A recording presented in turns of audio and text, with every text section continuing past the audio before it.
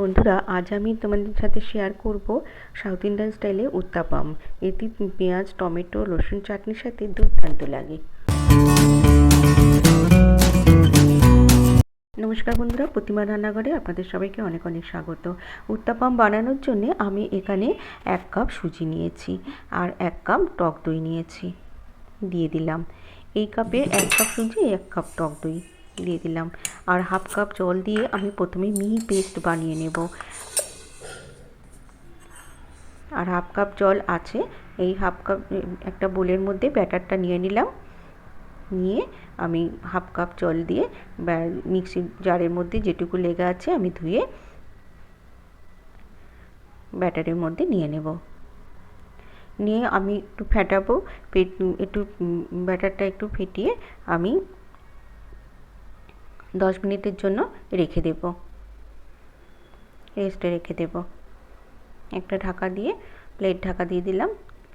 এদিকে কড়াইতে আমি 2 চামচ সাদা তেল দিলাম, দিয়ে আমি গোটা জিরে আর ছকোয়া রসুন আর একটা মিডিয়াম সাইজের পেঁয়াজ কুচি করে নিচে দিয়ে দিলাম আর একটা টমেটো আমি কুচি করে নিচে দিয়ে দিলাম আর হাফ ইঞ্চ মতো আদা।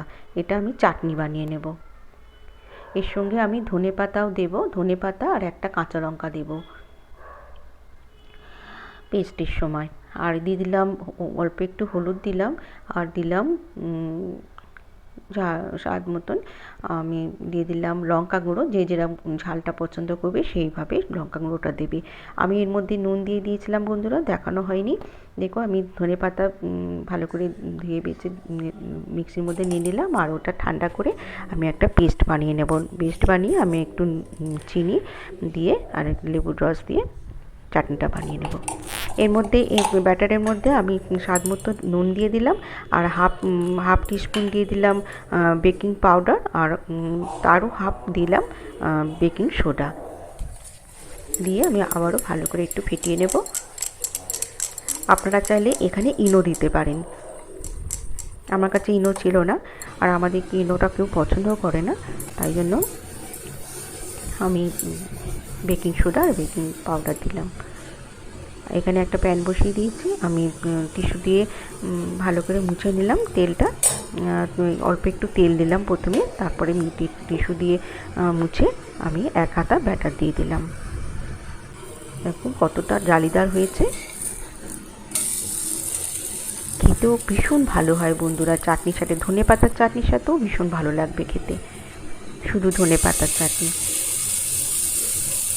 দেখুন দেওয়ার সাথে সাথে কি সুন্দর জালিদার হচ্ছে, কত সুন্দর লাগছে, ছিদ্র ছিদ্র মতন হচ্ছে, উপরে বেশ দেখতে ভালো লাগছে। একঘেয়ে রুটি, পরোটা, তরকারি ভালো লাগে না, তাই জলখাবারে কিংবা স্কুল অফিসের টিফিনে যদি এইভাবে বানিয়ে দেওয়া যায়, বাচ্চা থেকে বড় সবাই খেয়ে খুশি হবে। আর তেল মশলাও তা লাগে না, তেল একবারই আমি তেল দিয়েছি, তারপরে আর দিইনি। দেখুন কত সুন্দর হচ্ছে, খুব হেলদি আর টেস্টি এই জলখাবার।